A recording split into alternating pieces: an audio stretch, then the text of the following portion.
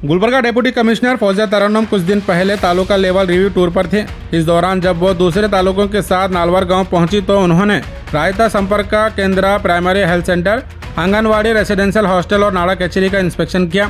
जैसे ही गांव वालों को पता चला कि डीसी मैडम उनके गांव आई हैं तो सोशल वर्कर शिव सोलारकर ने आवाम के मसाइल और शिकायतें सीधे डीसी तक पहुँचाने की पूरी कोशिश की, लेकिन इस मौके पर मौजूद अफसरों ने गाँव वालों को डीसी मैडम से मिलने से रोक दिया।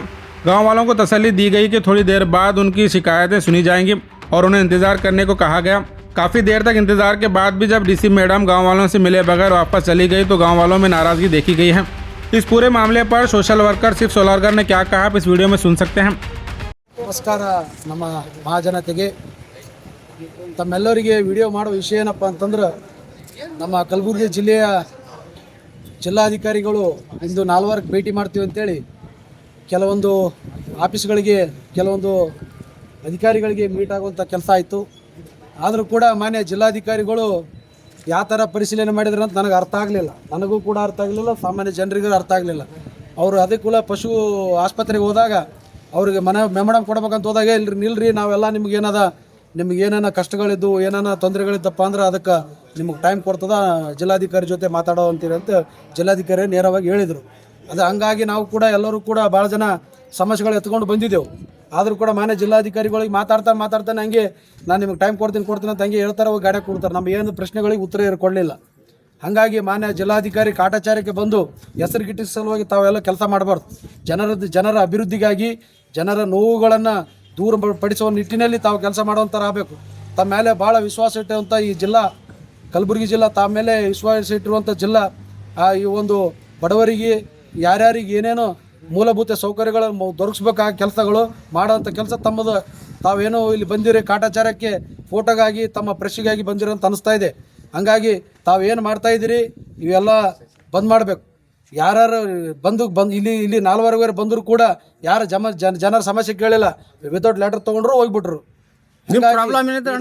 ಏನು ಹೇಳ್ಬೇಕಪ್ಪ ಅಂದ್ರೆ ಪಶು ಆಸ್ಪತ್ರೆ ಇದೆ. ಪಶು ಆಸ್ಪತ್ರೆಯಲ್ಲಿ ವೈದ್ಯರೇ ಬೇರೆ ಕಡೆ ಟ್ಯಾಬ್ಲೆಟ್ಸು ಬರೆದು ಕೊಡ್ತಾರೆ. ಅವರು ಬಡವರು ಇರ್ತಾರೆ, ರೈತರು ಇರ್ತಾರೆ, ಅವ್ರಿಗೆ ಎಲ್ಲಿ ದುಡ್ಡು ಸಿಗ್ತದೆ ಸ್ವಾಮಿ.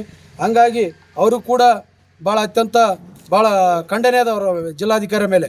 ಶೀಘ್ರದಲ್ಲೇ ಮಾಡುವಂಥ ಕೆಲಸಗಳು ಅದೇನು ದೊಡ್ಡ ವಿಷಯ ಇರಲಿಲ್ಲ, ಮೆಡಿಸಿನ್ ಕೊಡಿಸೋದು ಅವ್ರೇನು ದೊಡ್ಡ ವಿಷಯ ಇರಲಿಲ್ಲ. ಅದ ನಂತರ ಮತ್ತೆ ಸುಮಾರು 15 ವರ್ಷಗಳಿಂದ ನೆರೆಗುಂದಿಗೆ ಬಿದ್ದಂಥ ಈ ಒಂದು ಕಟ್ಟಡ ಸುಮಾರು ಅವರು ಮಾಡಿಕೊಟ್ಟು ಮತ್ತು 2ನೇ 3ನೇ ಬಾರಿ ರಿಪೇರಿ ಆದರೂ ಕೂಡ ಅದು ಕೈ ಕೊಡಲ್ಲ ಯಾರು ಸರ್ಕಾರದವ್ರು. ಇಲ್ಲಿನ ಮತ್ತು ಆಂಬುಲೆನ್ಸ್ ಕೊರತೆ ಆಗಿರ್ಬೋದು, ಸಿಬ್ಬಂದಿಯ ಕೊರತೆ ಆಗಿರ್ಬೋದು, ಅದೇ ರೀತಿ ರೋಡಿನ ಮೂಲಭೂತ ಸೌಕರ್ಯ ಆಗಿರ್ಬೋದು, ಅದೇ ರೀತಿ ವರದಾ ಸೋಲಾರು ತಮ್ಮ ಎಲ್ಲರಿಗೂ ಗೊತ್ತಿರುವಂಥ ವಿಷಯ. ನಮ್ಮ ನಾಲ್ವಾರದ ಸುಮಾರು ರೈತರು 50-60ಕ್ಕಿಂತ ರೈತರು ವರದಾ ಸೋಲಾರ್ ಅನ್ನೋರು ನಮ್ಮ ಕಬಳಿಕಾರ ಮಾಡ್ಕೊಂಡು ಕೇಂದ್ರ ಮತ್ತು ರಾಜ್ಯದ ನಿಗದಿತ ಬೆಲೆ ಕೊಡ್ತೀವಿ ಅಂತೇಳಿ ನಮಗೆಲ್ಲರಿಗೆ ಮೋಸ ಮಾಡಿ ಇಲ್ಲಿವರೆಗೂ ಕೂಡ ಯಾವುದೇ ಕೂಡ ಅವರು ಒಳಗಿನವ್ರು ಇಲ್ಲಿ ಲೋಕಲ್ದಲ್ಲಿರುವಂಥ ನಮ್ಮ 4 ಗ್ರಾಮ ಸುತ್ತಮುತ್ತ ಹಳ್ಳಿನವ್ರಿಗೆ ಯಾರಿಗೆ ಕೆಲಸಕ್ಕೆ ತೊಗೊಳ್ಳೋರು, ಲೋಕಲ್ದವ್ರಿಗೆ ಕೆಲಸಕ್ಕೆ ತೊಗೊಂಡ್ರೆ ನೀವು ಹೊರಗೆ ಹೋಗ್ರಿ ಅಂತ ಹೇಳ್ತಾರೆ ಅವ್ರು. ಈ ಥರ ಸೃಷ್ಟಿಯಾಗಿದೆ ಇಲ್ಲಿ. ಇದೊಂದು ಏನು ಹೇಳೋಕ್ಕೆ ಇಷ್ಟಪಡ್ತೀನಿ, ದಯಮಾಡಿ ಮಾನ್ಯ ಜಿಲ್ಲಾಧಿಕಾರಿಗೆ ನೇರವಾಗಿ ಹೇಳೋಕ್ಕೆ ಇಷ್ಟಪಡ್ತೀನಿ. ತಾವೇನೋ ಕೂಡ ಬಂದಿದ್ದೀರಿ, ತಾವು ಏನು ಬಂದಿದ್ದು ನಮಗೇನು ಸೂಕ್ತ ಅನಿಸ್ಲಿಲ್ಲ. ತಾವೆಲ್ಲ ಕಾಟಾಚಾರಕ್ಕೆ ಇದು ಮಾಡ್ಕೊಂಡು ಹೋದ್ರೆ ಅಂತ ಅನ್ಸುತ್ತೆ. ಜನರಿಗೆ ಕೂಡ ತಾವು ಅವಕಾಶ ಕೊಡಬೇಕಾಗಿತ್ತು. ಜನರಿಗೆ ಹೇಳ್ತಾ ಇದ್ದಾರೆ, ಅದಕ್ಕೇನು ಪ್ರತ್ಯುತ್ತರ ಕೊಡಲಾರ್ದೆ ತಾವು ಹೋಗಿದ್ದೀರಿ. ನಾವು ಭಾಳ ಮನಸ್ಸಿಗೆ ನೋವುಂಟಾಗಿದೆ. ಆದರೂ ಕೂಡ ನೀವು ಪರಿಶೀಲನೆ ಮಾಡಿದ್ದೀರಿ, ಆ ನಿಷ್ಠೆಯಿಂದ ಆ ಕೆಲಸಗಳನ್ನು ಆಗುವಂಥ ಕೆಲಸ ತಾವು ಮಾಡ್ಬೇಕಂತೇಳಿ ಎಚ್ಚರ ನೀಡುತ್ತಾ ನನ್ನ 2 ಮಾತಿಗೆ ವಿರಾಮ ನೀಡ್ತೀನಿ.